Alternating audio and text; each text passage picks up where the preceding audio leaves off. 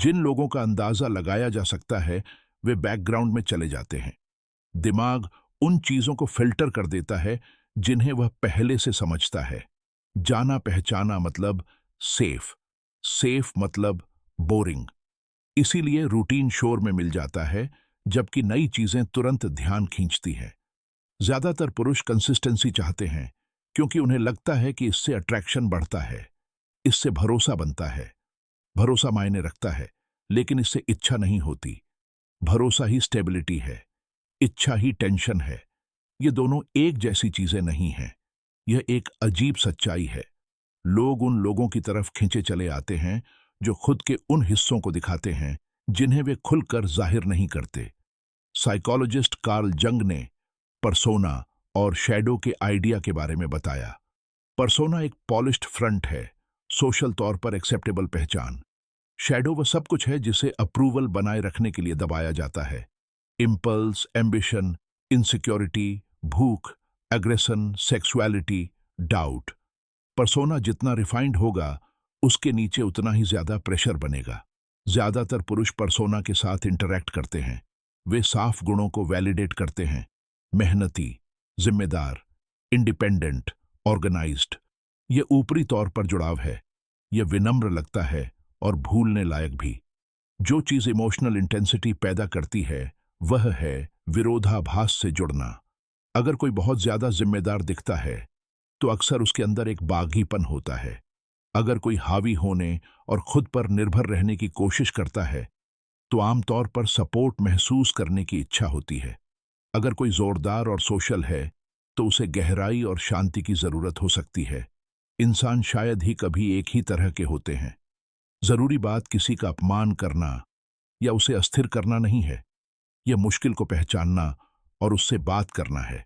साफ पहचान को मजबूत करने के बजाय एक हल्का सा जवाब दें, आरोप के तौर पर नहीं, जिज्ञासा के तौर पर। तुम कंट्रोल्ड लगते हो, लेकिन मुझे लगता है कि तुम्हारा एक वाइल्ड साइड है जो तुम अक्सर नहीं दिखाते। इससे दो चीजें होती हैं। एक, यह सोच का संकेत देता है। दो, यह इजाजत देता है।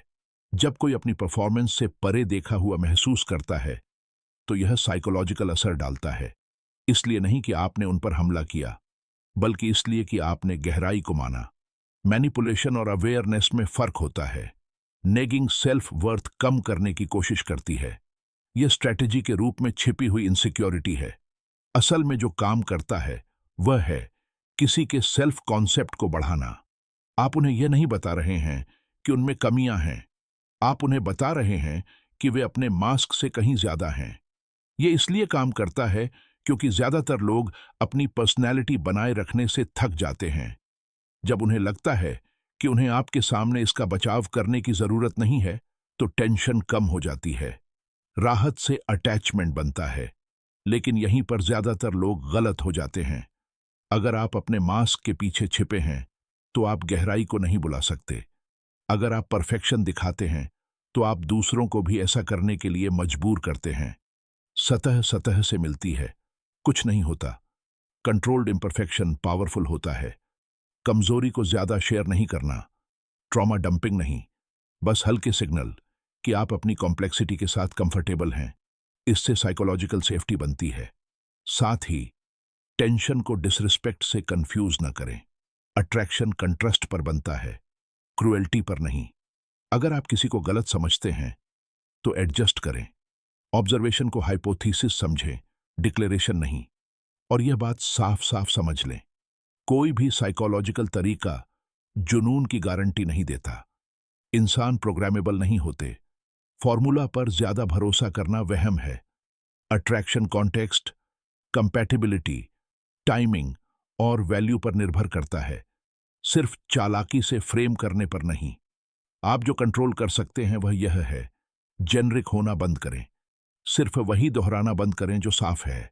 विरोधाभासों पर ध्यान दें, सोच समझकर बोलें, जमीन से जुड़े रहें, दिखावा न करें। ज्यादातर आदमी अचीवमेंट दिखाकर मुकाबला करते हैं। यह ऑब्जेक्ट बेस्ड वैल्यू है। यह काम करता है एक हद तक। गहरा खेल इमोशनल असर के बारे में है। यादगार होने का मतलब जोर से बोलना नहीं है, यह समझने वाला होना है। अंदाजा लगाने से आराम मिलता है, कंट्रास्ट से टेंशन मिलता है, गहराई से कनेक्शन बनता है।